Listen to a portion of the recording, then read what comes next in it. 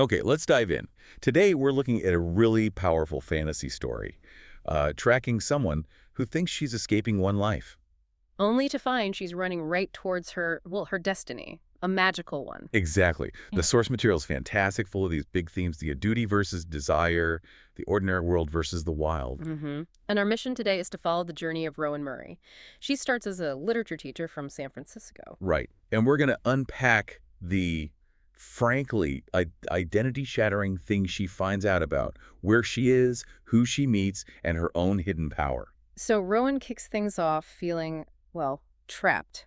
Miserable, really. Yeah, she uses the word smothered, which is pretty intense. Smothered by the life her family and fiancé Alan have sort of laid out for her. So she does something drastic. She takes off, heads to a friend's cabin way out in Oregon for 3 months, just wants solitude. But the place itself, it immediately signals this isn't just a quiet getaway, does it? Oh, absolutely. The description says the cabin gleamed dark gold. And inside, it's like stepping into a story. Magical paintings, statues of dragons, wizards. Even the fireplace is perfectly laid with kindling. Exactly. A definite fairy tale aspect right from the start. It's setting the mood, preparing her and us for what's coming. And if the cabin is the future, then Alan, the fiancé back home, is definitely the past she's running from. Completely. We hear from him through phone calls, and he's all logic and worry. He thinks this whole Oregon thing is just... Foolishness. Or an interlude, like she'll just get it out of her system. Yeah, he represents that practical, predictable world she needed to escape. He's not painted as evil, just mundane, angered. But the wild starts pushing back almost immediately, doesn't it? She sees something. She does, the first real mystery.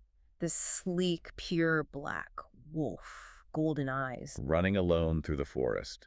And her reaction is interesting, more surprise than actual fear, initially. Right, and she immediately tries to rationalize it. Must be a big dog, she thinks. She's never seen a wolf outside a zoo, so... Yeah. It can't be a wolf. That really shows where her head is at, doesn't it? Trying to fit the extraordinary into her ordinary understanding. That's the tension right there. Logic versus intuition. But the wild doesn't stay anonymous for long. No, it gets a very human face. And quite a handsome one, apparently. Enter Liam Donovan. He shows up right when she's near the cliffs, kind of startles her back from the edge. Dramatic entrance. And he's immediately intriguing. Beautifully Irish accent, those striking tawny eyes. Claims he lives just down the road. Less than half a mile, he says, which makes him her only neighbor, really. But that first chat already plants a seed of doubt. The wolf conversation. She mentions seeing a large black dog. And Liam flat out denies owning one, pointedly. Okay, wait. He lives half a mile away in the deep woods. She saw this massive animal, and he says, nope, not mine.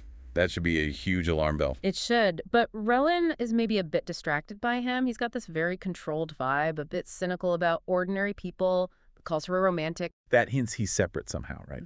Holding something back.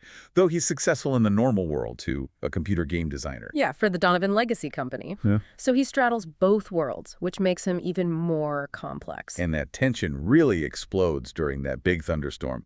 Power goes out, phones are dead. Total isolation. And boom, Liam appears at her cabin door. She's thinking about starting the fire, needing light and warmth. But the fire's already lit, isn't it? She assumes the kindling was just perfectly set. But he lit it with a quick spell. Yeah. Effortless hidden magic she completely misses because she's still thinking logically. The consequences of his visit, though, are impossible to miss. Because after he leaves, saying he fixed the generator, another manipulation maybe, that same black wolf just leaps in through the open window. Lands right by the fire. This is not a normal dog encounter. The wild has literally come inside. And her reaction changes completely. She's terrified at first, but then she talks to him, pets him. Yeah, it's this amazing moment. She calls him incredibly handsome and feels he's a friend who doesn't expect anything but friendship. A safe connection. And then it clicks. The dreams. She realizes she dreamed about the wolf. And in the dream, he spoke to her, mind to mind, with a warning. Why isn't looking for you? Go back to your safe world, Rowan Murray. Mine isn't for you. Chilling. That's the point of no return, isn't it? Absolutely. Man, beast, magic, it's all blurring. She's in it now, which leads us to the big reveals about Liam. He's not just the handsome neighbor or the game designer. Nope, he's a hereditary witch, and crucially, a shapeshifter. He is the Black Wolf. Okay, that explains a lot, especially those intense dreams she was having. The erotic ones where she felt hot and shivering. He could enter her dreams, touch her mind, and intimacy she wasn't even fully conscious of happening while she slept. That feels complicated. Does it connect to his background? It does, very much so. He's not just any witch. He's descended from powerful lines, son of princes, essentially. His mother, Ariana, and father, Finn, who shifts into a silver bird like an owl or eagle, are also major figures. And there are rules, right? A code. A big one. And it harm none, the core Wiccan reed. Plus, his destiny is set, he must accept it, and if he marries, it has to be for love, and to someone with elfin blood. Elfin blood. Okay, now we're getting to Rowan's side of things. Why her? Well, the clues were there. Her eyes deep blue, long-lidded, described as elf size. And Liam discovers her family history. Her great-grandmother, Rowan O'Mara, Was a powerful witch, but she abjured her gifts, gave them up for love. exactly, which means Rowan Murray has the right lineage, the elfin blood.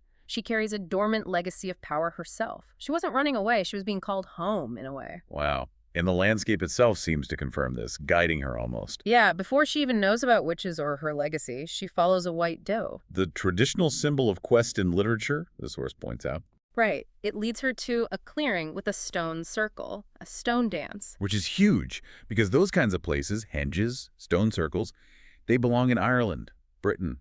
Finding one in Oregon, that's a major confirmation of her specific Celtic roots and power. It's like the magic was just waiting for her bloodline to return to a place of power. And as she starts to sense this, Liam makes a move. A business proposition. He encourages her sketching, right? Yeah. Wants her to draw dragons and fairies for his game sequel. Maybe a way to gently draw her into his world. And she accepts. She finds work that actually fulfills her, uses her imagination. Such a contrast to being a bored teacher. So things are looking up. Magical boyfriend, new career. She's finding herself. But the past isn't quite done. Alan shows up. Oh boy, he comes all the way to Oregon. Yep. Full of worry about her rustic little hut and this computer games job. He's the final hurdle that pull back to the ordinary. And it gets physical. He grabs her arm during an argument. He does. And in that instant, The wolf. Through the window again. But this time it's different. totally different. Not seeking comfort. It's protective. Feral.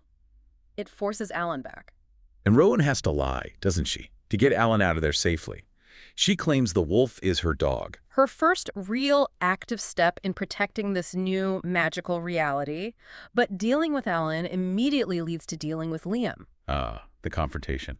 She finally calls him out. She does, accuses him of studying and measuring and considering her, basically vetting her for the elfin blood requirement for his duty once he figured it out. That's a powerful moment. She's refusing to be just, a puzzle piece in his destiny. It's her claiming her own agency, demanding to be seen as a person, not just a qualification, and in her anger, something happens. Her own power flares up, accidentally. Yes, a jolt of psychic force pushes him back. It's startling, definitive proof that she has power, and it responds to her emotions. She's not going to be a weight for the scale or a quiet little mouse, as she puts it. She chooses herself. And she leaves him. Says, I was your lover, Liam, but never your partner. I won't settle for that. It's about demanding equality. Wow, so she fully steps into her identity. Except the great-grandmother's moonstone pendant, the symbol of that power. And interestingly, Liam's own family seems to respect her choice. His mother, Ariana, visits Rowan, encourages her to follow her own path, validates her. Which forces Liam's hand, maybe? Forces him to confront what he really wants. It seems so. He returns, as the wolf, significantly, back at the stone circle, the place of power. And he doesn't command. He begs. Admits he's suffered being without her. Says he wants her, needs her. For herself, not just for duty. Exactly. It's a complete humbling. The prince begging the woman he wronged. And she accepts, but on our conditions. Absolutely. I'll take nothing less than forever. I'll share the life we make together. Partnership, equality. And the final step isn't going back to San Francisco or even just staying in Oregon. She wants to go deeper. She asks him to take her to Ireland. Take me home, fully embracing her heritage, her magic, and their future together. What a transformation. Rowan the teacher is gone. Now it's Rowan of the O'Mara's artist, witch, partner to a shape-shifting prince she found in the wilderness. The shift is total. She had to reject the safe life completely to find her true self and her power.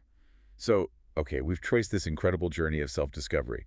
Finding her gifts meant leaving the old world behind. But the source material highlighted how fraught this family's history is. Love versus duty.